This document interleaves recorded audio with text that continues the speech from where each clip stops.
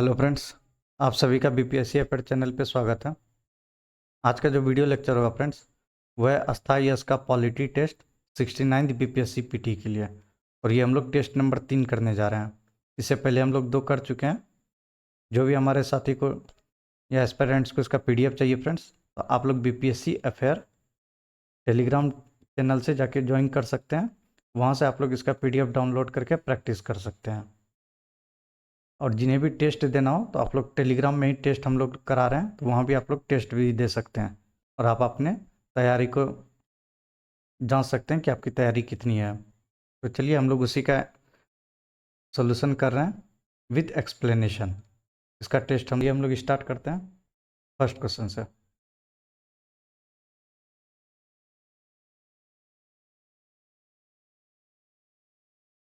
आप लोग को वीडियो अच्छा लगे फ्रेंड्स तो लाइक ज़रूर कर दीजिएगा, और जो भी हमारे साथी सब्सक्राइब नहीं किए हैं चैनल को सब्सक्राइब कर लीजिएगा। चलिए फर्स्ट क्वेश्चन देखते हैं। करा in which act India was called British occupied India. British occupied India, ये किस एक्ट में बोला गया था? ये बोला गया था 1784 पिट्स इंडिया एक्ट में। चलिए नेक्स्ट क्वेश्चन देखिए। करा which of the following is known as the settlement act. तो सेटलमेंट एक्ट किसको कहते हैं? कौन सा एक्ट को? वो है अमेंडमेंट एक्ट ऑफ 1781। देखिए, रेगुलेटिंग एक्ट 1773 का जो पास हुआ था 1773 का, इसमें कुछ खामियां थी। इसी को फिर से अमेंडमेंट किया गया और इसी अमेंड को 1781 में किया गया। उसी का नाम रखा गया था अमेंडमेंट एक्ट ऑफ 1781। नेक्स्ट देखिए। कराई which act is considered as the Magna Carta of Indian independence. Indian independence, तो किसको जाना जाता है Magna Carta of Indian independence के नाम से? वह है गवर्नमेंट ऑफ इंडिया एक्ट 1858। चलिए नेक्स्ट क्वेश्चन देखिए। What was the main purpose of the Simon commission visit to India. ये सभी जानते हैं कि मेन पर्पस क्या था साइमन कमीशन का, और ये साइमन कमीशन कब इंडिया आया था? 1942 में। तो साइमन कमीशन का मेन पर्पस क्या था? To find out the cause of increasing revolutionary activity, to ascertain the success of the act of 1919।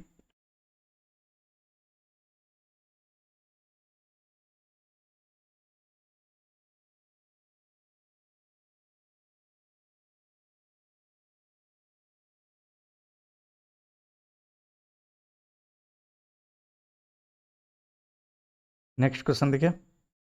कराए what was the main purpose of the Simon commission visit to India. तो Simon commission कब आया था India में? ये आया था 1927 को।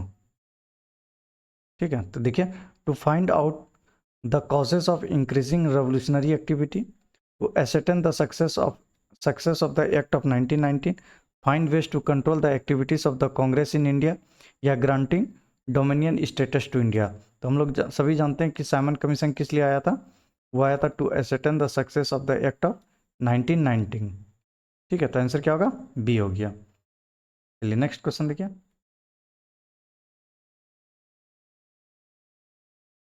Untrue eight the time of India's independence. तो इंडिया के इंडिपेंडेंस के समय कौन सा अनट्रू है वो आपको बताना है। प्राइम मिनिस्टर ऑफ ब्रिटेन उस समय कौन थे? Clement Richard Attlee. Government in Britain Labour Party का था। Viceroy in India Lord Mountbatten. ये सभी के सभी ट्रू है, तो इसमें क्या हो जाएगा? None of the above. Next देखिए। करा which of the following is not correctly made constitutional provision I act of source दिया गया है। फर्स्ट करा पार्लियामेंट्री सिस्टम ऑफ गवर्नमेंट, ये सभी हम लोग पढ़े हैं, ब्रिटेन से लिया गया है, ये ट्रू है। Directive principle of state policy, ये भी जानते हैं, आयरलैंड से लिया गया है। कॉन्सेप्ट ऑफ कॉन्करेंट लिस्ट कहाँ से लिया गया है? ये गलत है। क्यों गलत है? देखिए, कॉन्करेंट लिस्ट हम लोग कहाँ से लिए हैं? ये लिए हम लोग ऑस्ट्रेलिया से, न कि आयरलैंड से। कहाँ से लिए हैं? ऑस्ट्रेलिया से। कॉन्करेंट लिस्ट ऑस्ट्रेलिया से, तो आंसर क्या हो गया? C. Idea of fundamental rights America से, ये भी ट्रू है। चलिए नेक्स्ट क्वेश्चन देखिए। कराए what was the main reason for the exclusion of the Muslim League from the Constituent Assembly. तो मेन रीजन क्या था एक्सक्लूजन होने का मुस्लिम लीग का कॉन्स्टिट्यूंट असेंबली से? The Muslim League did not get adequate representation in the Constituent Assembly, या Muslim League wanted a separate Constituent Assembly for Muslim.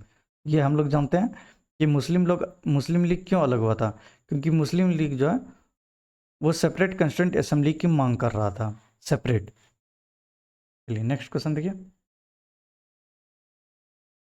Next question कहता है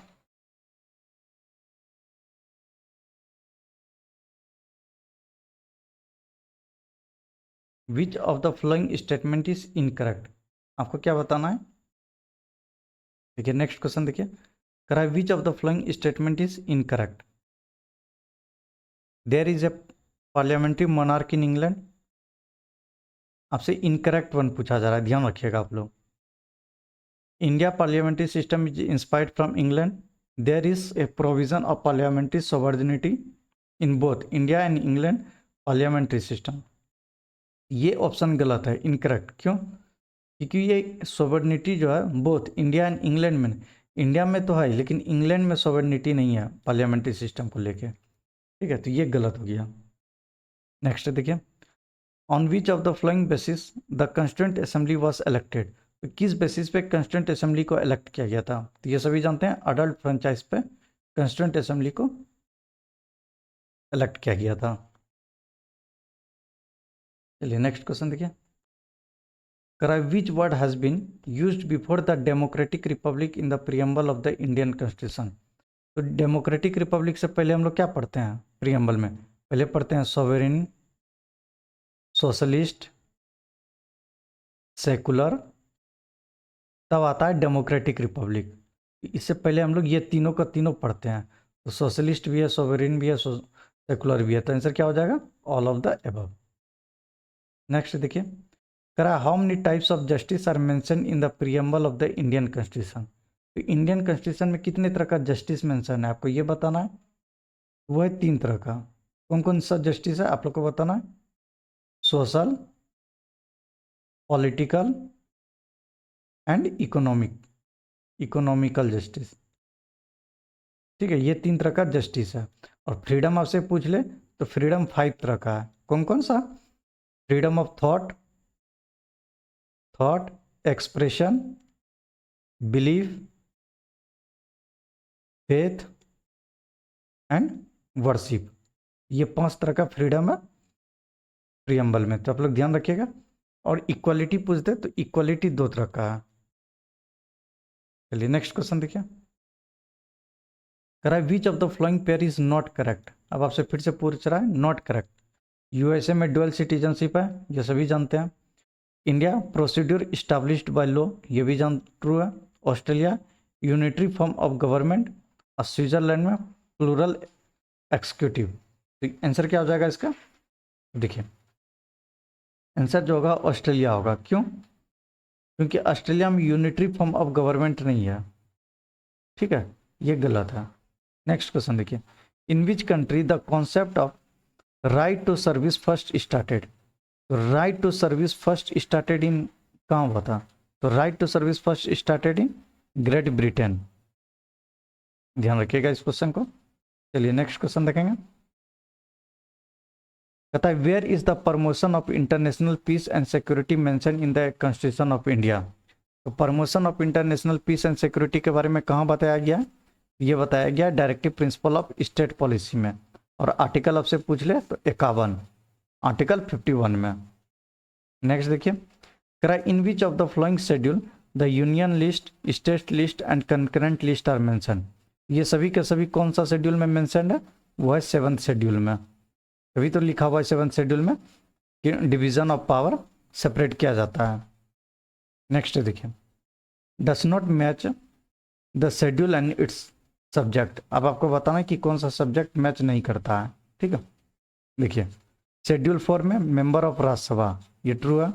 शेड्यूल 7 में डिवीजन ऑफ सब्जेक्ट, अभी जस्ट हम लोग ने देखा 7th शेड्यूल में, ये भी ट्रू है। 8th शेड्यूल में ओथ ऑफ द मिनिस्टर, ये गलत है। 8 में ओथ नहीं है, 8 में क्या है, लैंग्वेज है, लैंग्वेज है, ठीक है। और 10th शेड्यूल में एंटी डिफेक्शन लॉ, तो ये भी ट्रू है। तो आंसर क्या हो जाएगा, सी, 8th शेड्यूल। चलिए नेक्स्ट क्वेश्चन देखिए, कराए regional councils related to states were formed. Regional councils related to states were formed, आपको ये बताना है इसका क्या है, on the basis of state reorganisation commission 1956। तो आंसर क्या हो गया, ए ही हो जाएगा, क्योंकि regional council state relate to states were formed on the basis of state reorganisation commission 1956। चलिए नेक्स्ट क्वेश्चन देखेंगे। नेक्स्ट क्वेश्चन कहता है, which of the following is not related to union territory relation in India. Union territory relation से India में कौन सा committee relate नहीं करता, आपको ये बताना है। राजमन्नार कमिटी, सरकारिया कमीशन, भगवान साई समिति एंड लखड़वाला कमिटी। तो देखिए आंसर क्या हो जाएगा इसका, इसका जो आंसर होगा फ्रेंड्स वो होगा डी, लखनवाला कमेटी। क्यों, क्योंकि ये कमेटी किसके लिए बना था, ये कमेटी बना था इंडिया में पॉवर्टी डिटरमाइन करने के लिए, टू डिटरमाइन पॉवर्टी इंडिया में। इसका मतलब डेफिनेशन बताने के लिए इस कमेटी को फॉर्म किया गया था, और ये सभी के सभी जो है यूनियन टेरिटरी रिलेशन से संबंध रखता है, राजमन्ना, सरकरिया और भगवान साई समिति।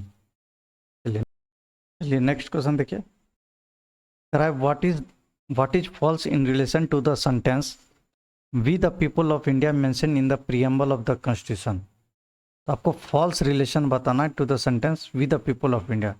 Correct, the constitution is made by the people of India, the constitution is made by the people of India, नहीं ये तो गलत हो गया।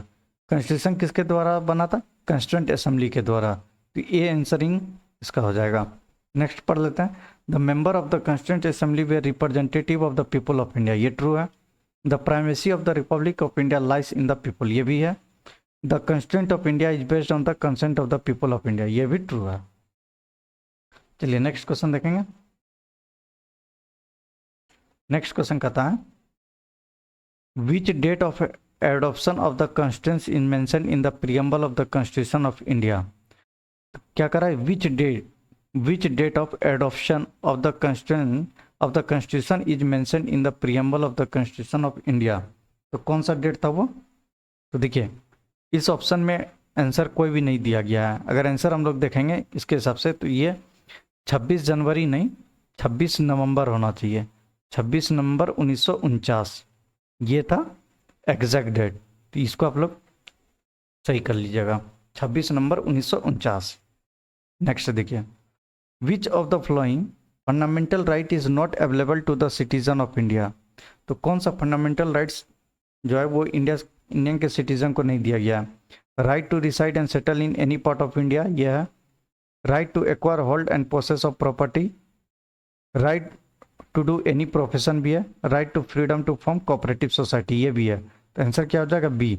हम लोग जानते हैं कि एक्वायर कर सकते हैं लैंड को लेकिन उसको होल्ड नहीं कर सकते हैं, ठीक है। तो आंसर क्या हो जाएगा, बी हो जाएगा। चलिए नेक्स्ट क्वेश्चन देखिए, करा what right do the citizen of India have under the Indian constitution which are not available to non citizen. वो जो कौन सा ऐसा आपको बताना है फंडामेंटल राइट जो कि नॉन सिटीजन के लिए नहीं है। देखिए, travel to a certain public offices, ये ट्रू है। Right to be a member of parliament and legislature, ये नहीं है, सॉरी।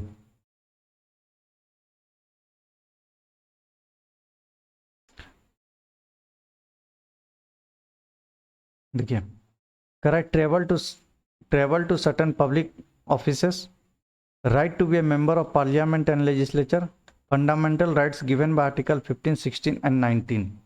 क्या पूछ रहा है, what right do citizen of India have under the Indian constitution but which are not available to non citizen, वो नॉन सिटीजन को नहीं है। तो आंसर क्या हो जाएगा इसमें, बी। ये जो है right to a member of parliament and legislature, जो सिटीजन नहीं है वो इसका मेंबर नहीं बन सकते हैं, ठीक। ये हो गया। दूसरा कहता है कि फंडामेंटल राइट्स गिवन में आर्टिकल 15, 16, 19। देखिए, आर्टिकल 15, 16 और 19 ये तीनों के तीनों आर्टिकल जो है वो ये दोनों आर्टिकल सिर्फ सिटीजन के लिए अवेलेबल है, सिर्फ सिटीजन के लिए अवेलेबल है, नॉन सिटीजन के लिए नहीं है।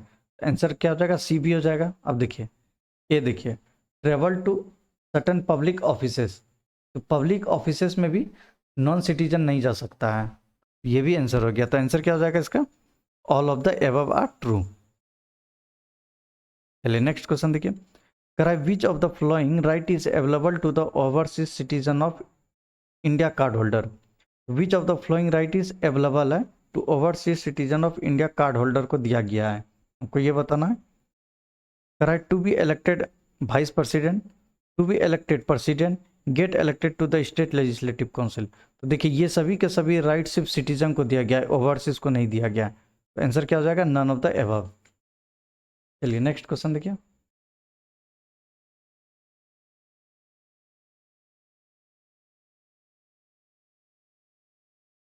नेक्स्ट क्वेश्चन कहता है due to which of the following Indian citizenship can be terminated. तो इंडियन सिटीजनशिप किस वजह से, किस बेसिस पे टर्मिनेट किया जा सकता है? वॉलंटरी रिप्लेसमेंट, बाय डिसमिसल, और टू डिप्राइव। तो आंसर क्या हो जाएगा? All of the above. चलिए नेक्स्ट क्वेश्चन देखिए। Which of the following is not a fundamental duty of citizen of India. तो कौन सा एक फंडामेंटल ड्यूटी नहीं है ऑफ सिटीजन ऑफ इंडिया का, ये आपको बताना है। Protection of public property and renouncing violence, ये है। To maintain and protect sovereignty, unity and integrity of India, ये भी है। Adoption of family planning and population and control, ये नहीं है, ये फंडामेंटल ड्यूटी में नहीं रखा गया है। डी देखिए, to develop scientific temper, humanism and spirit of inquiry and reform, ये भी है। नेक्स्ट क्वेश्चन देखिए। Provision of discrimination on ground of religion etcetera is a fundamental rights classified under. तो provision of discrimination on the ground of religion, तो ये किस में दिया गया? ये दिया गया है आपको right to freedom of religion के तहत। नहीं, राइट टू इक्वालिटी के अंतर्गत ये बताया गया है कि डिस्क्रिमिनेशन नहीं होगा।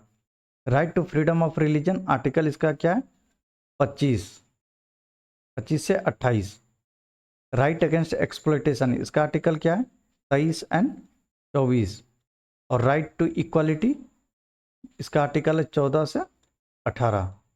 इसी के अंतर्गत डिस्क्रिमिनेशन आता है आर्टिकल 15 के तहत। आर्टिकल 15 के तहत ये डिस्क्रिमिनेशन आता है। चलिए नेक्स्ट क्वेश्चन देखिए। कराई which of the following is true, आपको ट्रू बताना है with respect to the right to freedom provided in the constitution. Which of the following is true बताना है राइट टू फ्रीडम के तहत कौन सा ट्रू स्टेटमेंट है? Unfettered freedom of speech and expression, freedom to form association, freedom to travel in India, ये सभी के सभी फ्रीडम दिया गया है राइट टू फ्रीडम के तहत। तो आंसर क्या हो जाएगा? All of the above. Next देखिए। The fundamental rights declared in the constitution can be amended only. तो फंडामेंटल राइट्स जो डिक्लेयर किया गया है कॉन्स्टिट्यूशन में, उसको अमेंड करने के लिए कौन करेगा उसको अमेंड? वो करेगा पार्लियामेंट सिर्फ। चलिए नेक्स्ट देखिए।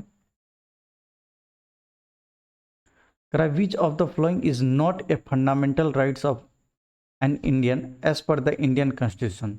तो कौन सा फंडामेंटल राइट्स नहीं है as right of Indian as per the Indian constitution? ठीक है। इक्वालिटी बिफोर लॉ ये है, फ्रीडम ऑफ रिलीजन ये भी है, फ्रीडम ऑफ स्पीच ये भी है, प्रॉपर्टी ऑफ राइट। तो देखिए प्रॉपर्टी ऑफ राइट को अमेंड करके हटा दिया गया था। कौन सा अमेंडमेंट के तहत? 44th अमेंडमेंट एक्ट के तहत इसको हटा दिया गया है। अब इसको क्या कर दिया गया है? लीगल राइट्स, लीगल राइट्स बना दिया गया है। और किस आर्टिकल के तहत? आर्टिकल 301 के तहत। चलिए नेक्स्ट क्वेश्चन देखिए। करा विच इज इनकरेक्ट, अब आपको इनकरेक्ट बताना है as to the source of the Indian constitution. ठीक, सोर्स से लेके बताना है आपको। Incorrect one, office of the vice president US constitution से लिया गया था, ये ट्रू है। Federal structure constitution of Canada से, सिंगल सिटीजनशिप ब्रिटेन से, डायरेक्टिव प्रिंसिपल ऑफ पॉलिसी ये ऑस्ट्रेलिया से। नहीं, directive principle of state policy ये कहाँ से लिया गया था? ये लिया गया था आयरलैंड से, डीपीएसपी। चलिए नेक्स्ट क्वेश्चन देखिए। In which article is the establish process of law life personal liberty mention. ये किस में है? पर्सनल लिबर्टी का किसमें बताया गया है? आर्टिकल 21 में। आर्टिकल 21 का था right to live and personal liberty. Question देखिए। कह रहा है who among the following has called the directive principles and rights of the state as the basic soul of the constitution. इसका आंसर क्या होगा? जेवरलिन जेवरली ऑस्टिन। आप लोग कंफ्यूज नहीं करिएगा भीमराव अंबेडकर जी से। ये दिए थे आर्टिकल 32 को, बोले थे ये heart and soul of the constitution, article 32। और यहाँ आपसे पूछा जा रहा है directive principles and rights of the state as the basic soul of the constitution, वो था जेवरलिन ऑस्टिन। चलिए नेक्स्ट क्वेश्चन देखिए।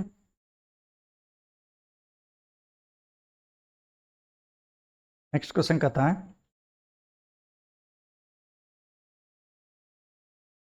In which of the following is the ideal of welfare state enriched in the constitution of India.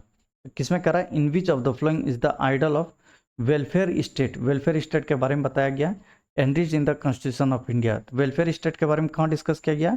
वो discuss किया गया directive principle of state policy में। Next देखिए which of the following is not correctly matched about directive principle. कौन सा correctly मेज नहीं है डायरेक्टिव प्रिंसिपल के संदर्भ में? Article 39D equal pay for equal work, article 40 कथा Panchayati Raj model, article 44 uniform civil code. तो आंसर क्या हो जाएगा? डी सभी के सभी ट्रू है। लोग ध्यान रखिएगा इसमें फॉल्स नहीं, सभी के सभी ट्रू है इसमें। चलिए नेक्स्ट क्वेश्चन देखिए। कह रहा है which of the following which one of the following is not a directive principle of state policy. अब आपको not a directive principle of state policy निकालना है। Right to educate means of livelihood, protection of language script और culture of minorities, the state shall endeavour to raise the standard of nutrition living and improve public health, to develop cottage industry. तो देखिए cottage industry develop करने का था directive principle में। State shall endeavour to raise the standard of nutrition living and improve public health, ये भी है, ये भी है। आपसे नॉट ए डायरेक्टिव प्रिंसिपल पूछा गया है। तो प्रोटेक्शन ऑफ लैंग्वेज स्क्रिप्ट और कल्चर ऑफ माइनॉरिटीज ये नहीं है, इसके लिए अलग से प्रावधान रखा गया है। Right to educate means of livelihood ये भी एक डायरेक्टिव प्रिंसिपल है। चलिए नेक्स्ट क्वेश्चन देखिए। कहता है which of the following is not an element of secular state in India. तो इसमें कौन सा एक नॉट एलिमेंट है सेकुलर का? Civil equality, freedom of religion, no religious education by the state, taxation of religious property, ये नहीं है। हमारे देश में, हमारा देश एक सेकुलर है, वहाँ पे किसी तरह का भी टैक्सेशन नहीं लगता है रिलीजियस प्रॉपर्टी में। चलिए नेक्स्ट क्वेश्चन देखिए। कहता है who presided over the joint session of the parliament in India. Presides कौन करता है? तो प्रिसाइड करता है जॉइंट सेशन को स्पीकर ऑफ लोकसभा। लेकिन कॉल कौन करते हैं अगर पूछ दिया ये कॉलिंग के लिए, तो वो है president of India. Joint session का कॉलिंग करते हैं प्रेसिडेंट ऑफ इंडिया, लेकिन उसको प्रिसाइड करते हैं speaker of Lok Sabha. Who among the following can be removed without impeachment. Who among the following can be removed without impeachment. Without impeachment किसको remove किया जा सकता है? President of India, chief justice of India, to the governor of state, to the election commission. तो देखिए can be removed without impeachment, तो without impeachment governor of the state. इनको remove करने के लिए डायरेक्टली रिमूव प्रेसिडेंट के द्वारा हो जाता है। चलिए नेक्स्ट क्वेश्चन देखिए। करा judicial activism is not the basic of. तो judicial activism not the basic of prevalence of public interest, concept of basic structure, weak position of the legislature, या supremacy of judiciary by the constitution. इसका answer क्या हो जाएगा? Judicial activism is not the basic of supremacy of judiciary of by the constitution. चलिए next question देखिए।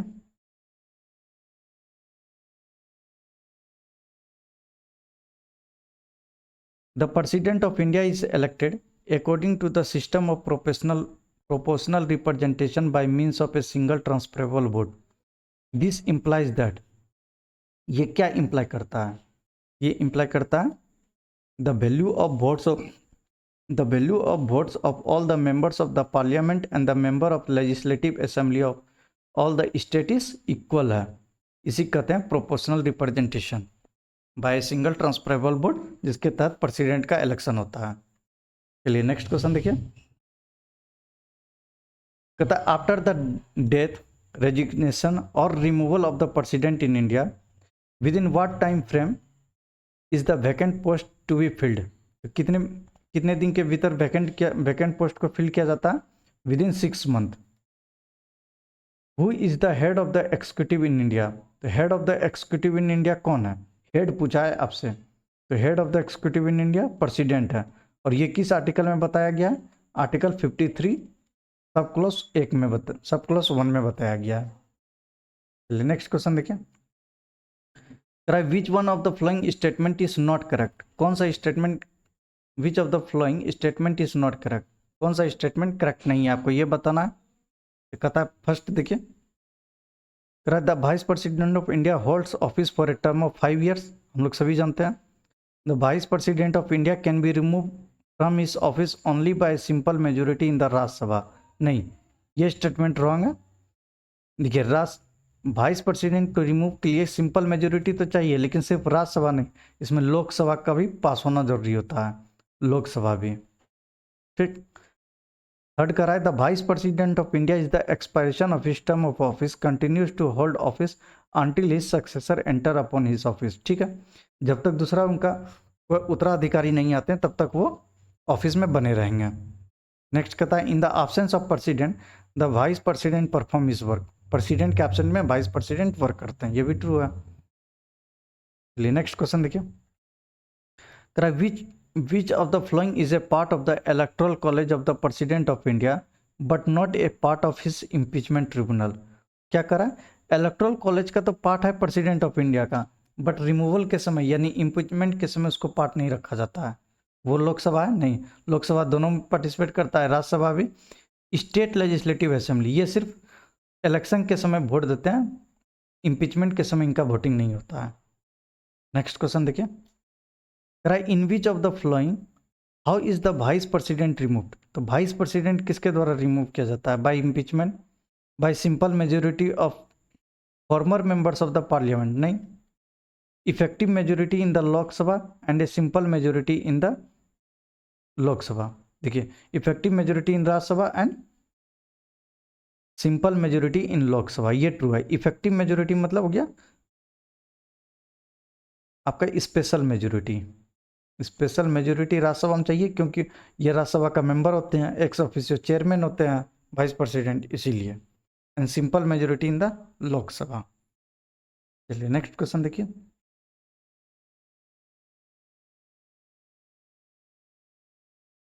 Next question कहता है, how many proposer and seconders must be there for a nomination for the election of the vice president?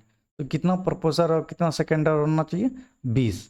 20 professor and 20 सेकेंडर। और ये president का पूछते, तो president का कितना है? 50। चलिए नेक्स्ट देखिए।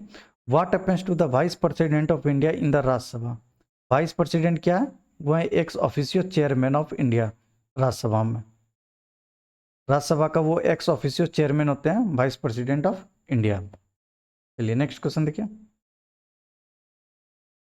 Which of the following statement is correct about the tenure of the vice president of India? तो which of the following statement is correct? कौन सा स्टेटमेंट करेक्ट है about the tenure of the vice president of India के संबंध में? ठीक है, पहला करा देखिए, the vice president shall be the ex officio president of the council of state. हम लोग सभी जानते हैं कि vice president ex officio president होते हैं काउंसिल ऑफ द स्टेट में। एक्स ऑफिशियो प्रेसिडेंट का मतलब चेयरमैन भी होता है। The electoral college for the election of the vice president of India consist of member from both the parliaments. ये भी ट्रू है, इलेक्शन के लिए दोनों मेंबर का जरूरत होता है, लोकसभा और राज्यसभा का। He shall be a member of either house of the parliament. नहीं, ये गलत है। अगर आपको वाइस प्रेसिडेंट का चुनाव लड़ना है तो आपको राज्यसभा का मेंबर होना पड़ेगा। तो आंसर क्या है? 1 और 2। He shall be a member of either house of the parliament. नहीं, ये गलत है, वो either house of the parliament का मेंबर नहीं होता। चलिए नेक्स्ट क्वेश्चन देखिए। Who was the president who first use the power of the president यानी suspension veto to retain a bill to the parliament? तो कौन ऐसे फर्स्ट प्रेसिडेंट थे जो कि अपने सस्पेंशन वीटो का पावर का इस्तेमाल किए थे किसी बिल को रिटेन करने के लिए? वो थे एपीजे अब्दुल कलाम। और ये पोस्ट ऑफिस बिल को लेके किए थे, पोस्ट ऑफिस बिल को लेके किए थे। चलिए नेक्स्ट क्वेश्चन देखिए। करा with respect to the prime minister of India which one of the following statement is incorrect. अब आपसे इनकरेक्ट वन पूछा है respect to president of India का। All the council of ministers are appointed by the prime minister while the PM is appointed by the president. देखिए यही गलत statement है। क्यों? All the councils of minister are appointed by the prime minister, नहीं, जितने भी appointment होता है अपने देश में जो संवैधानिक पोस्ट है यानी कॉन्स्टिट्यूशनल पोस्ट पे, वो सभी प्रेसिडेंट करते हैं। ठीक है, आप लोग इस चीज़ को ध्यान रखिएगा। कौन करते हैं? प्रेसिडेंट। लेकिन इनका सलाह होता है, प्राइम मिनिस्टर का सलाह होता है सिर्फ, लेकिन अपॉइंट कौन करते हैं? प्रेसिडेंट करते हैं। He heads the ministry of personal public grievance and pension, ये ट्रू है। His death automatically leads the dissolution of the council of minister, ये भी ट्रू है। He submit his resignation to the president of India, ये भी true है। चलिए next question देखिए। क्राइम which is not correctly matched about the centre state relation. तो सेंटर स्टेट रिलेशन के संदर्भ में पूछ रहा है आपसे कौन सा स्टेटमेंट करेक्ट नहीं है। Article 263 inter council, article 280 finance commission, article 279 GST और article 275 special reference to Bihar. तो देखिए आंसर जो होगा डी होगा। क्यों? Article 275 special reference to Bihar नहीं होता है। आर्टिकल 275 में दिया गया है कि किसी तरह का भी ग्रांट्स, स्पेशल ग्रांट जैसे है special grants to the state, special grant to the state, अगर किसी स्टेट को स्पेशल ग्रांट देना चाहे केंद्र तो आर्टिकल 275 के तहत देता है। चलिए नेक्स्ट क्वेश्चन देखिए। A parliamentary form of government is one in which. तो पार्लियामेंट्री फॉर्म ऑफ गवर्नमेंट है इन विच, आपको बताना है in which all political parties in the parliament are represented in the government, the government is responsible to the parliament and can be removed by it. ठीक है, the government is elected by the people and can be removed by them, the government is elected by the parliament but can not be remove before the completion of the prescribe period. ये गलत हो गया, को remove किया जा सकता है president के द्वारा। देखिए यहाँ पे भी गलत स्टेटमेंट है, can be removed by them, तो पब्लिक के द्वारा करा है, नहीं, ये भी गलत हो गया। The government is responsible to the parliament and can be remove by it, ये ट्रू है। गवर्नमेंट रिस्पॉन्सिबल होता है पार्लियामेंट का और उनको रिमूव किया जा सकता है प्रेसिडेंट के द्वारा, ये ट्रू है। आंसर क्या हो जाएगा? बी। चलिए नेक्स्ट क्वेश्चन देखिए। कराए Rajya Sabha and Lok Sabha have equal powers in which field. तो राज्यसभा एंड लोकसभा का किस फील्ड में इक्वल पावर है, आपको ये बताना है। Regarding setup of knew all India service, तो ये स्पेशल पावर है राज्यसभा का, तो ये नहीं हुआ। रिगार्डिंग अमेंडिंग द कॉन्स्टिट्यूशन, ये ट्रू है। कोई भी अमेंडमेंट आएगा तो उसके लिए इक्वल पावर है लोकसभा और राज्यसभा को। ठीक है, और ये अमेंडमेंट प्रोसेस जो होता है आइदर हाउस ऑफ में लाया जा सकता है, चाहे वो राज्यसभा में लाया या फिर लोकसभा में लाया। Regarding the removal of the government, नहीं, ये भी नहीं होगा। जब भी जानते हैं क्योंकि गवर्नमेंट लोअर हाउस का होता है, तो गवर्नमेंट को रिमूव करने के लिए जो भी बिल पेश होगा वो लोकसभा में पेश होता है। Regarding the presentation of cut motion, ये भी रॉन्ग है, कट मोशन का भी कहाँ आता है? लोकसभा में आता है। चलिए नेक्स्ट क्वेश्चन देखिए।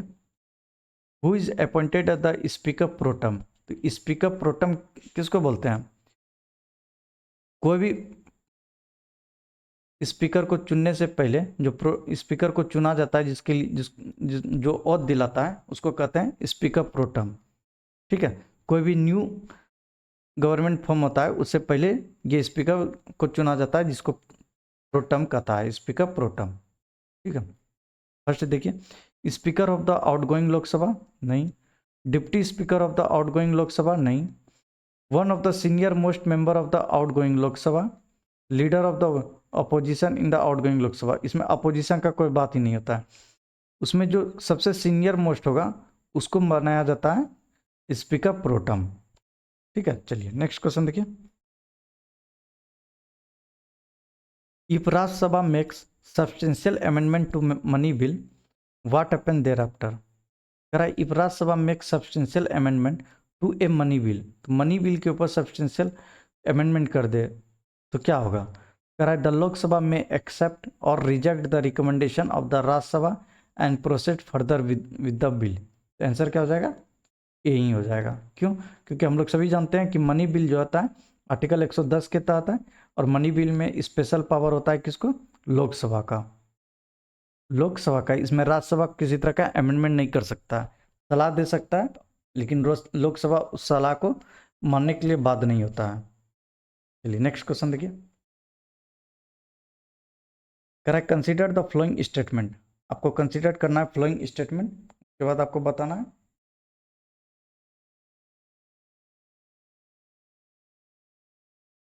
Rajya Sabha is not vested with any power to either reject और amend a money bill. Rajya Sabha is not vested, ये ट्रू है। Rajya Sabha can not vote on the demands for grants. Annual financial statement can not be discussed in Rajya Sabha, ये भी true है। तो annual financial statement को राज्यसभा में discuss नहीं किया जा सकता, नहीं किया जाता, जिसको बजट बोलते हैं। अब वोट ऑफ ग्रांट में लोकसभा वोट करती है, ठीक है। तो आंसर क्या हो जाएगा? सी हो जाएगा 1, 2 एंड 3। नेक्स्ट देखिए, which is the exclusive right enjoyed by the Rajya Sabha which is not available to Lok Sabha, declaring a subject of the state list to be a national importance, ये ट्रू है।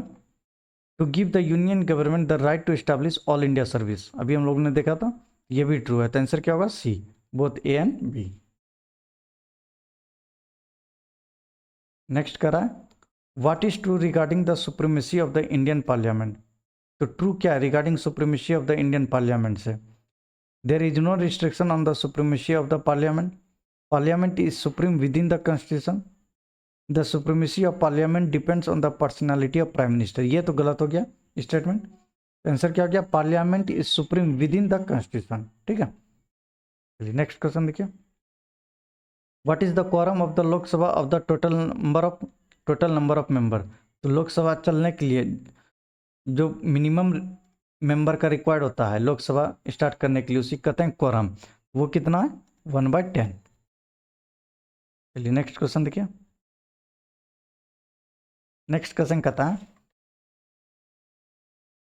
Which of the following statement is true.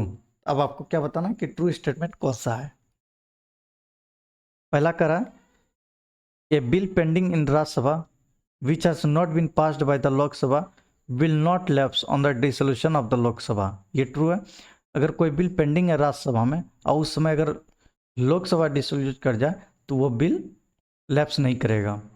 दूसरा कह रहा है, a bill passed by the Lok Sabha but pending in the Rajya Sabha will lapse on the dissolution of the Lok Sabha, ये true है। कोई भी बिल अगर लोकसभा में आया था और लोकसभा पास होकर राज्यसभा गया है और उस बीच में लोकसभा फेल कर जाता है, तो राज्यसभा में जो बिल पेंडिंग है तो वो भी लैप्स कर जाता है, ये भी ट्रू है।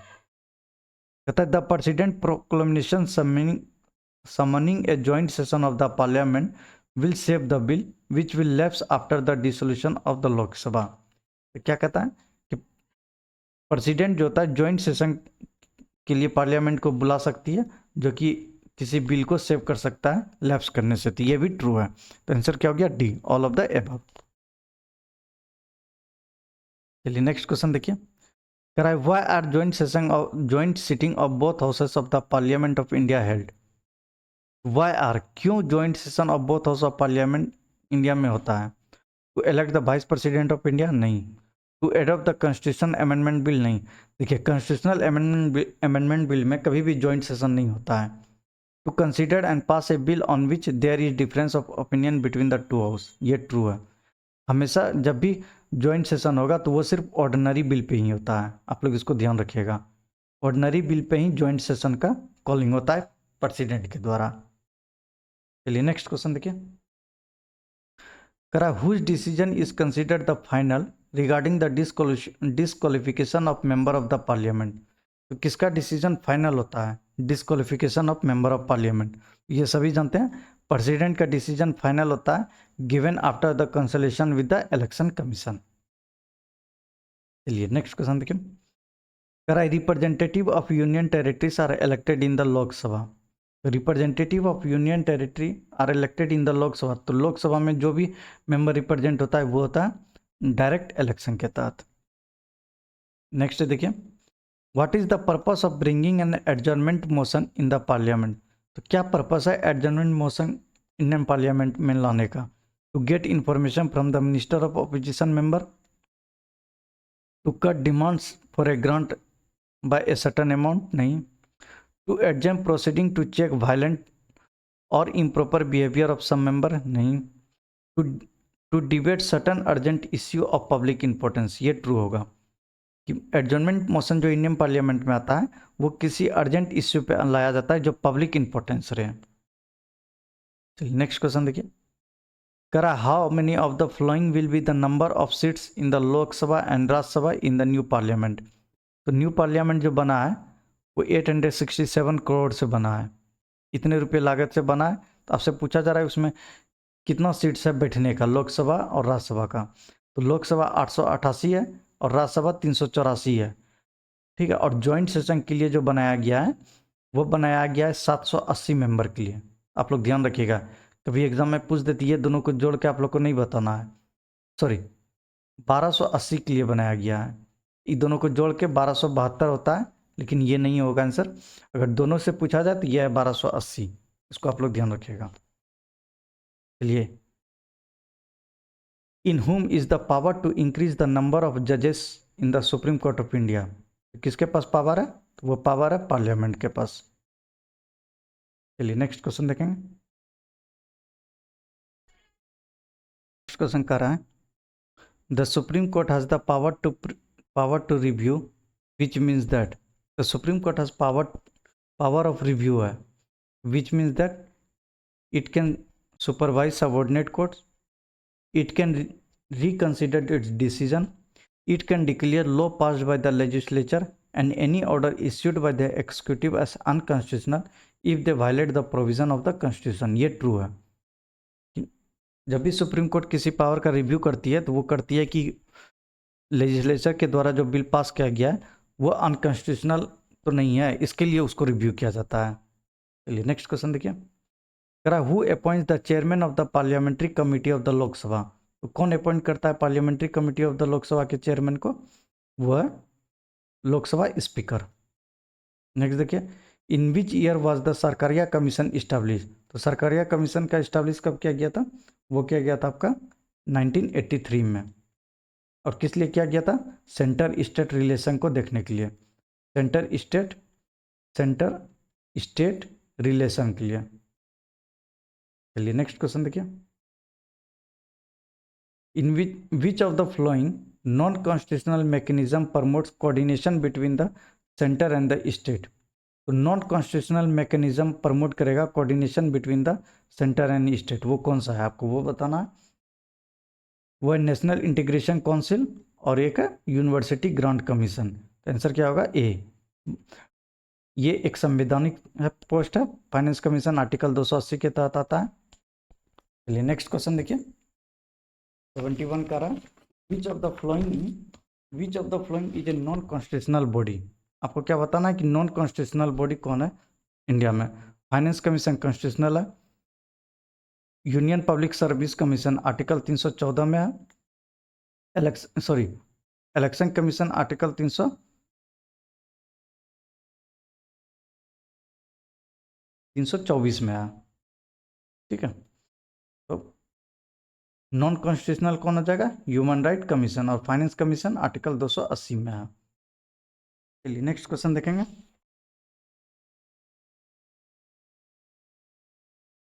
नेक्स्ट क्वेश्चन कहता है, who has the power to establish a common high court for 2 or more state. ये किसके पास पावर है? ये पावर है पार्लियामेंट के पास। नेक्स्ट देखिए, करा identify the flowing important decision of the supreme court by placing them in the correct chronological order. आपको आइडेंटिफाई करना है important decision of the supreme court by placing them in the correct chronological order. तो देखिए, Minerva mill case कब हुआ था? 1980 में हुआ था। गोलकनाथ केस 1967 में, ए गोपालन केस 1950 में, और case related to the 9th schedule of the constitution ये हुआ था 1950 में। तो आंसर जो इसका क्या हो जाएगा? आंसर हो जाएगा, पहले 3 आया था, ए गोपालन केस, फिर 9th शेड्यूल केस, तब आया मिनर्वा बिल, सॉरी उसके बाद आता है, आंसर ये नहीं होगा, 3 4 देखिए कहाँ पे दिया गया है के अनुसार एक भी आंसर नहीं मैच कर रहा है फ्रेंड्स। ये होना चाहिए पहले आपका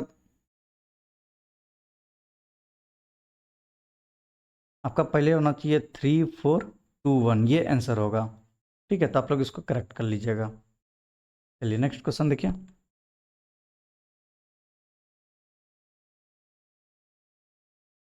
नेक्स्ट क्वेश्चन कहता है in which context are the centre state relation specify call municipal relation. तो म्यूनसिपल रिलेशन किस संदर्भ में कहा जाता है? In the context of the control of the centre over state in financial matter. Answer क्या होगा? ए हो जाएगा। नेक्स्ट देखिए, करा the approval of which of the following is mandatory for withdrawing funds from the consolidated fund of India.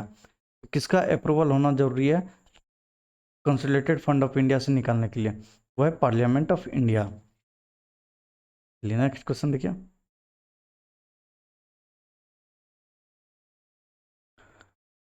President can make any law to implement international territories in any part of India or whole of India. तो Parliament can make a law to implement international territory with consent of all state नहीं, with consent of majority नहीं, without consent of any state। देखिए international law को implement करने के लिए केंद्र के पास स्पेशल पावर है कि वो बिना स्टेट के कंसेंट का कोई भी लॉ इम्प्लीमेंट कर सकती है। Which of the following state is not included in the list? State list. States is not included। Police state list का है, प्रिजन भी है, लॉ एंड ऑर्डर भी है, और कोड ऑफ क्रिमिनल प्रोसीड्यूर ये नहीं है। यह है कंकरेंट लिस्ट का मुद्दा, कंकरेंट लिस्ट का। चलिए नेक्स्ट क्वेश्चन देखिए। If any state government fails to comply with the direction of the center in the exercise of administrative power, तो इसका क्या हो जाएगा? इसका आंसर होगा C. The president can direct the governor to dismiss the state council of minister. अगर कोई भी स्टेट गवर्नमेंट कंप्लाई नहीं करता है डायरेक्शन ऑफ द सेंटर, उस केस में प्रेसिडेंट गवर्नर को कह सकती है कि उस स्टेट का काउंसिल ऑफ मिनिस्टर को भंग कर दिया जाए। चलिए नेक्स्ट क्वेश्चन देखिए। नेक्स्ट क्वेश्चन कहता है according to which article the parliament may form from time to time by law make law relating to election to each house of parliament or the house of the legislature of state। ठीक है, article 227 के तहत ये बोला गया है। Next देखिए,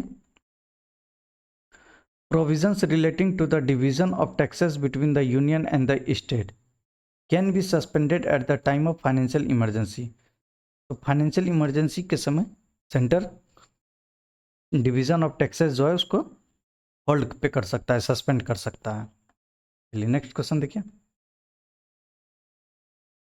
next question कहता है which state legislature is included in the constitution of India. तो कौन सा स्टेट लेजिस्लेचर को इंक्लूड किया गया है कॉन्स्टिट्यूशन ऑफ इंडिया में? वो है governor, legislative assembly and legislative council. तो अभी आपको कमेंट बॉक्स में बताना है कि कितने स्टेट में लेजिस्लेटिव काउंसिल है। अभी को नंबर बताना है 5 6 7 कितने स्टेट को, और आपको स्टेट का नाम बताना है। चलिए नेक्स्ट क्वेश्चन देखिए। करा under which of the flowing articles the high court and the supreme court can issue writ petition. High court और सुप्रीम कोर्ट किस आर्टिकल के तहत रिट पिटीशन जारी कर सकती है? वह आर्टिकल 32 और 226। आर्टिकल 32 में सुप्रीम कोर्ट और 226 में हाई कोर्ट। नेक्स्ट देखिए, by whom among the following are the minister appointed in the state council of minister. क्या करा है? By whom the following are the ministers appointed by the state council of minister. वो सभी जानते हैं governor के द्वारा अपॉइंट किया जाता है। नेक्स्ट क्वेश्चन देखिए, करा what can be the total number of ministers including the chief minister in the council of minister in a state. What can be the करा what can be the total number of states, number of ministers including. तो देखिए इसमें जो दिया है not exceed 15% of the total number of members of the legislative assembly of the state. Answer यही हो जाएगा। ठीक है, इसमें फिक्स कर दिया गया था ये 86th अमेंडमेंट एक्ट के तहत 2002 में। ठीक है, 2003 उसमें क्या बताया गया था? उसमें बताया गया था कि कोई भी स्टेट लेजिस्लेचर जो है, स्टेट जो है 15% से अधिक टोटल नंबर मेंबर को मिनिस्टर नहीं बना सकता है, और इसमें मिनिमम भी रख दिया गया था। तो मिनिमम कितना, तो मिनिमम 12 मेंबर होगा ही होगा। अब जिस राज्य में कम होगा वहाँ, तो उस राज्य में एटलीस्ट मिनिमम 12 मेंबर तो बनेंगे ही काउंसिल ऑफ मिनिस्टर। चलिए नेक्स्ट क्वेश्चन देखिए, by whom is the state consolidated fund administer. तो स्टेट कंसोलिडेटेड फंड एडमिनिस्टर ये किसके द्वारा किया जाता है स्टेट में, वो किया जाता है गवर्नर के द्वारा। नेक्स्ट क्वेश्चन देखिए, how do the member of the legislative assembly exercise and control over the member of the council of minister. तो how do the member of the legislative assembly पूछ रहा है, एक्सरसाइज और control करता है council of minister के ऊपर। By asking question and supplementary question in the house, yes. By bringing an adjournment motion in the house, yes. Controls the council of minister by bringing censure motion and proposal related to public subject, ये भी true है। तो which of the above statement is are true, answer क्या हो जाएगा 1 2 3। चलिए next question देखिए, how can speaker of the legislative assembly be removed from his office. अब पूछ रहा है speaker of the legislative assembly कैसे रिमूव किया जा सकता है, by resolution passed by the member of the legislative assembly with a simple majority. ये ट्रू स्टेटमेंट है, सिंपल मेजोरिटी से speaker of the legislative assembly को रिमूव किया जा सकता है। चलिए नेक्स्ट क्वेश्चन देखिए,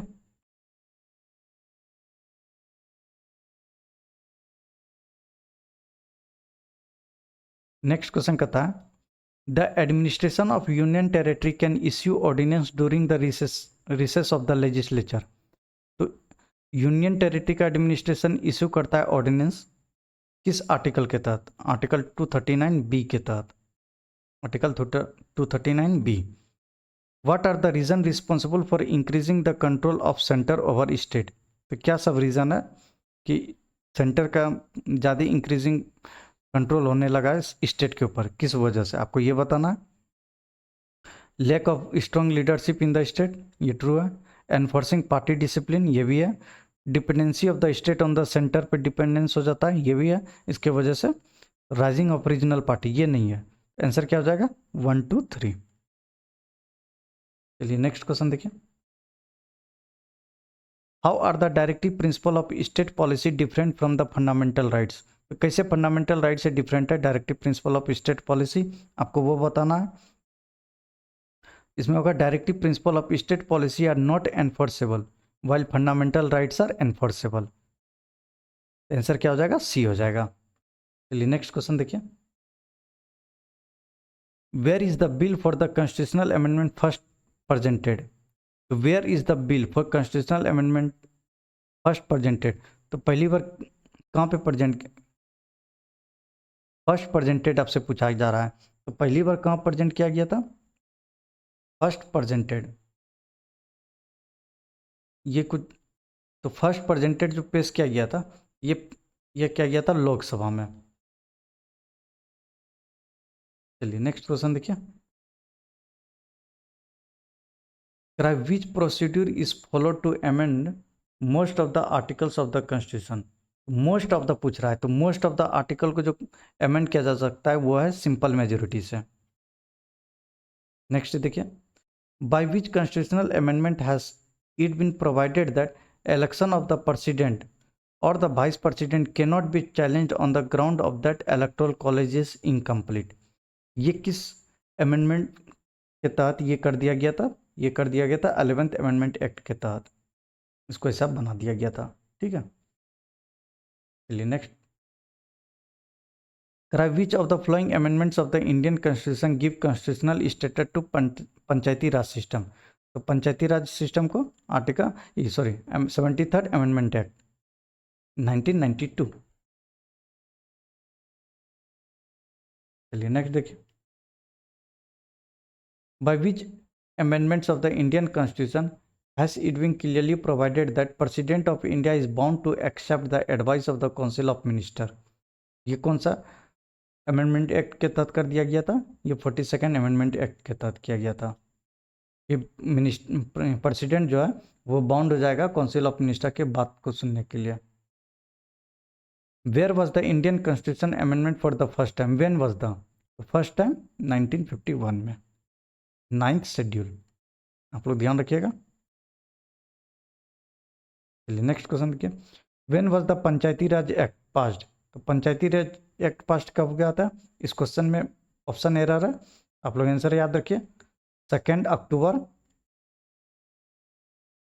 अक्टूबर 1959। जवाहरलाल नेहरू जी थे उस समय पर प्राइम मिनिस्टर, और ये Nagaur district of Rajasthan.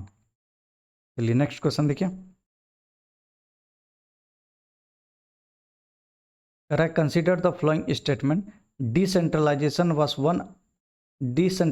was done after the 73rd amendment। तो decentralization was done after 73rd amendment। Decision making power, complete system, judicial power, administrative power. तो देखिए पंचायती राज में जुडिशियल पावर का नहीं बात किया गया है, तो 1 2 4 हो जाएगा आंसर, तो इसका क्या हो जाएगा? सी आंसर हो जाएगा। चलिए नेक्स्ट क्वेश्चन देखिए, which of the following is not a panchayati raj institution? तो not a panchayati raj institution पूछा है। जिला परिषद तो है, पंचायत समिति है, ग्राम पंचायत है, तो कौन नहीं है? वह सिटी काउंसिल पंचायती राज सिस्टम का हिस्सा नहीं है। चलिए नेक्स्ट क्वेश्चन देखिए, in which article of the constitution it is mention that the interference of the courts in election, यानी पंचायत में related matter shall be prohibited. तो जो भी डिस्प्यूट होगा इलेक्शन में उसको प्रोहिबिट किया जा सकता है पंचायत के चुनाव में। तो ये किस आर्टिकल के तहत बताया गया है? ये आर्टिकल है, इसमें भी ऑप्शन एरर है, वो है आर्टिकल 243O के तहत। 243O के तहत इस चीज का जिक्र किया गया है। चलिए नेक्स्ट क्वेश्चन देखिए, match the following with reference to पंचायती राज। पंचायती राज को मैच करना है। हम लोग अभी देखे थे फाइनेंस कमीशन, पहले देखते हैं फाइनेंस कमीशन। तो फाइनेंस कमीशन किस में है? आर्टिकल 243I में। तो बी में 1 देखिए, तो ये ऑप्शन गलत हो गया, बी में ये तीनों बचा। अब देखिए इलेक्शन, तो इलेक्शन हम लोग सभी जानते हैं 243K में है, तो जो पहले जानते हैं उसको मैच करते हैं। तो डी में 2 है, तो डी में 2 कहाँ है? ये दोनों है, ये भी रॉन्ग हो गया। अब देखिए कॉन्स्टिट्यूशन ऑफ द पंचायत, तो कॉन्स्टिट्यूशन ऑफ द पंचायत क्या है? तो पहली बार बताया जा रहा है, तो आर्टिकल 243B में, तो ए में 3 हो जाएगा, तो ए में 3 कौन है? सी है, बी भी गलत हो जाएगा, आंसर क्या होगा? सी। ठीक है, तो reservation of seat article 243D के तहत आता है। चलिए नेक्स्ट क्वेश्चन देखिए, वेयर इज पंचायत समिति, देयर इज ए पंचायत समिति एट द ब्लॉक लेवल। तो ब्लॉक लेवल पे जो पंचायत समिति है उसका क्या काम है? कंसल्टिव बॉडी है, एडमिनिस्ट्रेटिव या कंसल्टिव या फिर सुपरवाइजरी? तो क्या है उसका काम? एडमिनिस्ट्रेटिव अथॉरिटी है। चलिए नेक्स्ट क्वेश्चन देखिए,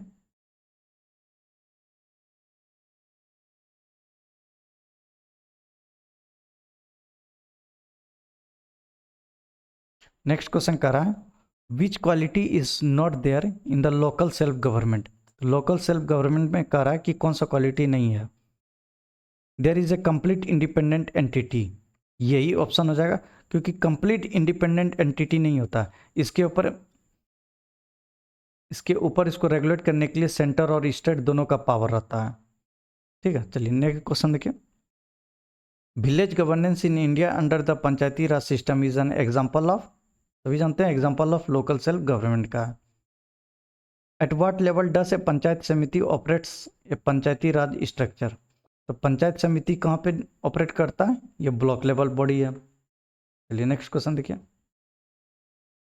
which of the following was set up as the first programme of community development. तो first programme set up community development वो है नेशनल एक्सटेंशन सर्विस। कौन सा? National extension service.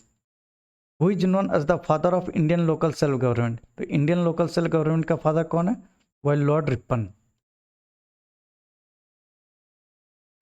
Which of the following should be vested with the power to ensure free and fair election and to conduct election to panchayat.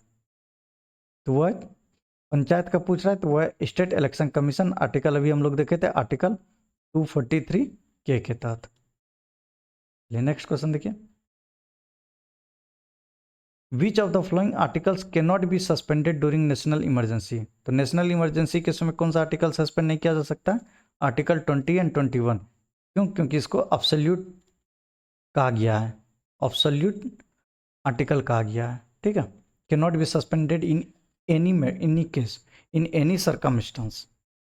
चलिए next question देखिए, which of the flowing function is perform by the comptroller and auditor general of India. तो क्या का क्या काम होता है, क्या का काम होता है ऑडिट करना। नेक्स्ट देखिए, who control the entire financial system of the country at the state level along with the union. State level पे और यूनियन लेवल दोनों पे किसका काम है, वह क्या का काम, कंप्ट्रोलर एंड ऑडिटर जनरल। चलिए नेक्स्ट क्वेश्चन देखिए, करा in which article of the constitution there is a provision to constitute the official language commission. तो किस आर्टिकल के तहत ऑफिशियल लैंग्वेज का बात कहा गया है, ऑफिशियल लैंग्वेज कमीशन को कंस्टिट्यूट करने का बात कहा गया है, वो कहा गया है आर्टिकल 344। चलिए नेक्स्ट क्वेश्चन देखिए, करा the first state language commission was formed under article 344 of the constitution. तो first state language commission was formed under article 344 of the constitution under the chairmanship of K.M. Munshi in the year 1950, under the chairmanship of B.G. Khere in the year 1955, under the chairmanship of Humayun Kabir in the 1965। तो answer क्या हो जाएगा इसका answer है under the chairmanship of B G Kher in the year 1955 में first state language commission को appoint किया गया था। चलिए नेक्स्ट क्वेश्चन देखिए, arrange the following words in logical and meaningful order. तो देखिए पहले आएगा प्रेसिडेंट 2, उसके बाद वाइस प्रेसिडेंट, फिर है प्राइम मिनिस्टर के बाद स्पीकर के बाद एमपी। 21435 देखिए ऑप्शन कहाँ, 21435 ऑप्शन सी हो जाएगा। नेक्स्ट देखिए, by whom is the delimitation of reserve constituency and the determination of the constituency reserve for the scheduled caste and scheduled tribe. यह election commission with the help of delimitation commission. Next question कर रहा है, under whose control is the administration of the union territory. तो किसके अंदर में union territory का power रहता है, वह प्रेसिडेंट के अंदर। नेक्स्ट देखिए, the backward class commission is appointed on the provision of which article of the constitution. तो बैकवर्ड क्लास कमीशन किस आर्टिकल के तहत कंस्टिट्यूट किया जाता है, तो वह आर्टिकल 340, ठीक है, जिसमें कि ओबीसी के लिए कौन सा आया था, बैकवर्ड क्लास के लिए मंडल कमीशन, ध्यान रखिएगा आप लोग। और ये कब आया था, 1978 से 80 के में। चलिए नेक्स्ट क्वेश्चन देखिए, which of the following statement is true. आप सबसे ट्रू स्टेटमेंट पूछा जा रहा है। National development council was formed in 1951। The national development council meet at least thrice in year. Fine, फिर कह रहा है आपसे finance commission is constituted every 5 year. ये ट्रू है। ये स्टेटमेंट रॉन्ग क्यों, सभी को लग रहा होगा, ये 1952 में बना था।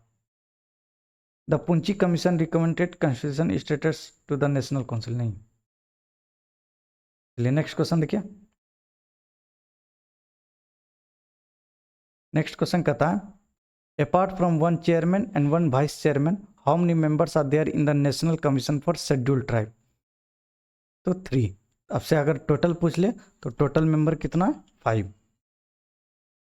Who get the report of the national finance commission presented on the table of the parliament. Who get report of the national finance commission, किसको मिलता है ये रिपोर्ट नेशनल फाइनेंस कमीशन का, ये प्रेसिडेंट को देते हैं, और प्रेसिडेंट जो है वो पार्लियामेंट के टेबल पे रखते हैं। चलिए, Bihar comes under which regional zonal council. तो बिहार जो है वो ईस्टर्न जोनल काउंसिल में आता है।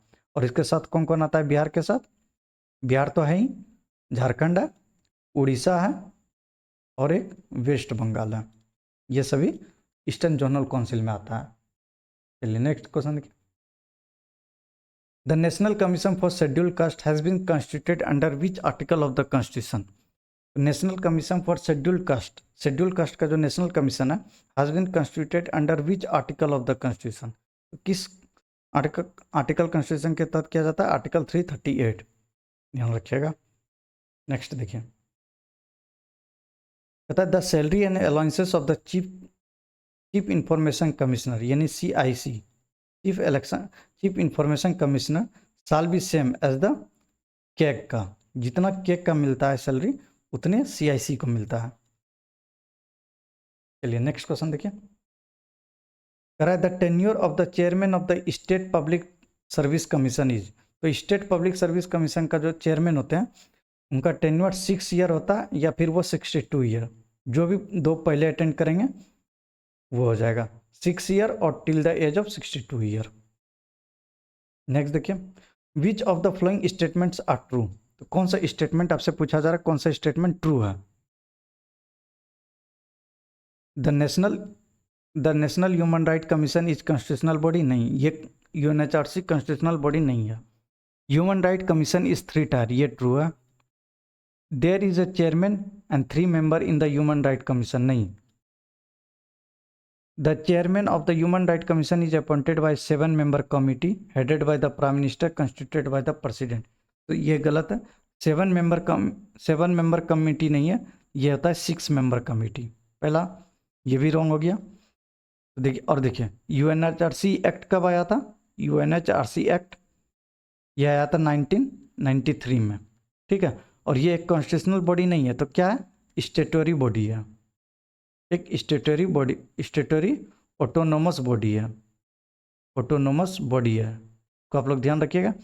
और इसमें 3 मेंबर नहीं, एक चेयरमैन और 4 मेंबर होते हैं, टोटल 5 मेंबर। चलिए नेक्स्ट क्वेश्चन देखिए, which of the following is incorrect regarding the function of the election commission. तो कौन सा स्टेटमेंट आपसे पूछा जा रहा है, इनकरेक्ट है regarding the function of the election commission. Prepare to electoral law, give recognition to political party, determining the code of conduct of parties and candidates at the time of election, not advice to president on matters related to disqualification of member of parliament। ये गलत है, note नहीं होगा, ये advice करते हैं president को disqualification में। चलिए नेक्स्ट क्वेश्चन देखिए, who among the following has called the Indian constitution as paradise of law. Paradise of law मतलब क्या होता है कि इंडियन कॉन्स्टिट्यूशन में ऐसा सब शब्द है जो कि समझना मुश्किल है, इसलिए लॉ पैराडाइज ऑफ लॉ है, ये आइवरी जेनिंग ने कहा था। Which of the following is the right to form a cooperative society. ये कौन सा राइट है, to form a cooperative society, ये एक फंडामेंटल राइट्स है। चलिए नेक्स्ट क्वेश्चन देखिए, which of the following is true regarding the union public service commission. Union public service commission के रिलेशन में कौन सा स्टेटमेंट ट्रू है। The commission submits its annual report to the central government. The commission has its service commission under the Ministry of Personnel. The Union Public Service Commission was constituted for the first time in 1927. और कह रहा है the total number of member in the Union Public Service Commission is 7। तब आपसे क्या पूछा जा रहा है, which of the following statement is untrue। तो untrue statement कौन सा है, बी है। The commission as its service commission under the ministry of personnel, ये स्टेटमेंट गलत है, ठीक है, क्योंकि ये एक कॉन्स्टिट्यूशनल बॉडी होता है यूनियन पब्लिक सर्विस कमीशन। चलिए नेक्स्ट क्वेश्चन देखिए, पता है parliament has no role in the removal process of which of the following officers. इसमें पार्लियामेंट का कोई रोल नहीं होता है removal of process of the following officers. High court जज, ये रिमूवल होता है पार्लियामेंट के द्वारा ही। सुप्रीम कोर्ट जज, ये भी होता है। Chairman of the union public service commission, इसको कोई रिमूव नहीं कर, इसको पार्लियामेंट रिमूव नहीं कर सकता है। इसको तब रिमूव कौन करेगा, इसको रिमूव करते हैं मिस बिहेवियर बेसिस पे, सुप्रीम कोर्ट के आदेश पे प्रेसिडेंट के द्वारा। आंसर क्या हो जाएगा, सी, ओनली 3। चलिए नेक्स्ट क्वेश्चन देखिए, करा which political party has recently been given the status of a national party by the election commission. वो है आम आदमी पार्टी। टोटल में कितना नेशनल पार्टी है, आप लोग ध्यान रखिएगा, 6 नेशनल पार्टी है। Residue right is the constitution of India. Residue right is the, वो कॉन्स्टिट्यूशन ऑफ इंडिया में दिया गया है, तो ये given to the federal government. ये किसको दिया गया है, ये फेडरल गवर्नमेंट का एक स्पेशल पावर है। चलिए नेक्स्ट क्वेश्चन देखिए, which article of the constitution deals with the special procedures in respect of money bill. Which article of the constitution deals करेगा with special procedures in respect of money bill, वह है article 109। देखिए आप लोग article 110 से confuse नहीं कीजिएगा। Article 110 में मनी बिल के बारे में डिस्कस किया गया है, लेकिन आपसे पूछा क्या जा रहा है, deals with the special procedure. Special procedure जो है आर्टिकल 109 में है। नेक्स्ट देखिए, what is the main difference between India's parliamentary system of government and Britain's parliamentary system of government. तो क्या अंतर है दोनों में? दोनों में अंतर जुडिशियल रिव्यू का है। ब्रिटेन का जो पार्लियामेंट जो भी लॉ बना देगा उसका कोई जुडिशियल रिव्यू नहीं होता, लेकिन इंडिया में जुडिशियल रिव्यू होता है। चलिए नेक्स्ट क्वेश्चन देखिए, करा विच is the first constitution, which is the first constitution literate district of the country. तो फर्स्ट कॉन्स्टिट्यूशन लिटरेट डिस्ट्रिक्ट कौन बना है? वह है कोल्लम, और ये कहाँ है? केरला में। Droupadi Murmu, Droupadi Murmu is the number of personally elected president of India. तो ये कितने नंबर की है? ये 15th नंबर की प्रेसिडेंट है। Which of the following is not correctly matched with respect to constitutional amendment and formation of state. 36th amendment 22nd state Sikkim बना था। 53rd अमेंडमेंट के तहत स्टेट मिजोरम बना था। 55th अमेंडमेंट के तहत अरुणाचल प्रदेश बना था। और स्टेट छत्तीसगढ़ अब 56th अमेंडमेंट, ये गलत है। इसका आंसर क्या हो जाएगा? छत्तीसगढ़ जो बना था वो बना था 84th अमेंडमेंट एक्ट के तहत, ध्यान रखिएगा। चलिए next question, which of the following is not A parliamentary committee. तो आपसे पूछा जा रहा है कौन सा पार्लियामेंट्री कमिटी नहीं है? Demands for grant committee, public accounts committee होता है जिसमें पैक 22 मेंबर होता है, इसमें 15+7, 15 लोकसभा 7 राज्यसभा से आते हैं। कमिटी ऑन पब्लिक अंडरटेकिंग और एस्टिमेट कमिटी, ये तीनों कमिटी होता है। तो कौन सा कमिटी नहीं है? Demands for grant committee.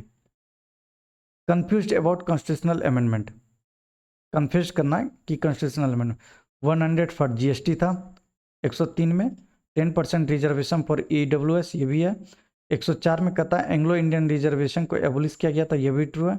100 में प्रमोशन ऑफ SC/ST सर्वेंट, ये गलत है। 100 में क्या था?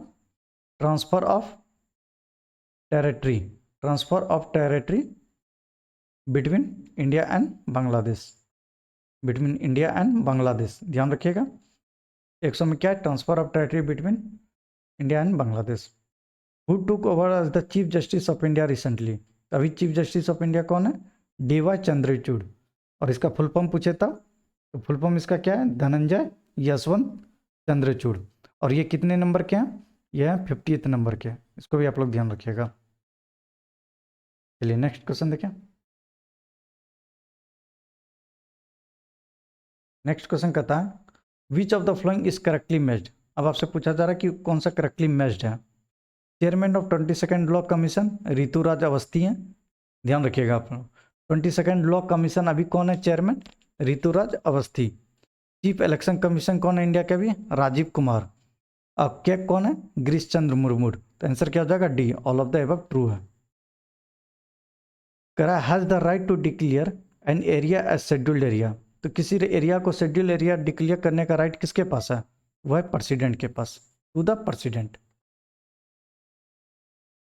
नेक्स्ट क्वेश्चन देखिए। नेक्स्ट क्वेश्चन करा who is the ex officio chairman of the zonal council. तो जोनल काउंसिल के एक्स ऑफिशियो चेयरमैन कौन होते हैं? Chief minister of the state where the zonal council meets. जहाँ पे जोनल काउंसिल मीट करेगा उस स्टेट का चीफ मिनिस्टर जोनल काउंसिल का एक्स ऑफिशियो चेयरमैन होता है। चलिए नेक्स्ट क्वेश्चन देखिए। Which statement is incorrect. आपसे इनकरेक्ट वन पूछा है regarding the national commission for women. National commission for women, ठीक। The headquarter of the national commission for women is in New Delhi, ठीक है। द कमीशन स्पॉन्सर द परिवार Mahila Lok Adalat for speedy justice to women. The chairman and member of the commission are appointed by the speaker of the Lok Sabha, ये गलत है। The commission review the existing law related to women, ये भी true है। चलिए next question देखिए। By which act was the post of the first comptroller and auditor general of India created. तो पहली बार केक का पोस्ट किस एक्ट के तहत बनाया गया था? वो था गवर्नमेंट ऑफ इंडिया एक्ट 1919 के तहत, ठीक है। चलिए नेक्स्ट क्वेश्चन देखिए। Which of the following is not correctly matched. अब आपसे पूछा जा रहा है which of the following is not correctly matched, ठीक। String committee doctor Rajendra Prasad थे, ड्राफ्टिंग कमेटी के बी आर अम्बेडकर थे, संघ शक्ति समिति पंडित जवाहरलाल नेहरू थे, फ्लैग कमेटी सरदार पटेल, ये नहीं थे। आंसर क्या हो जाएगा डी, फ्लैग कमेटी के कौन थे, doctor Rajendra Prasad, doctor Rajendra Prasad flag committee थे। चलिए नेक्स्ट क्वेश्चन देखिए, when is constitution day celebrated. तो कॉन्स्टिट्यूशन डे सेलिब्रेट कब करते हैं हम लोग, ये करते हैं 26 नवंबर को, क्योंकि 26 नवंबर 1949 को ही एडॉप्ट कर लिया गया था कॉन्स्टिट्यूशन को बाय कॉन्स्टिट्यूंट असेंबली। चलिए, एक तरफ स्टेट है, एक तरफ का फर्स्ट वुमेन चीफ मिनिस्टर है, आपको मैच करवाना है।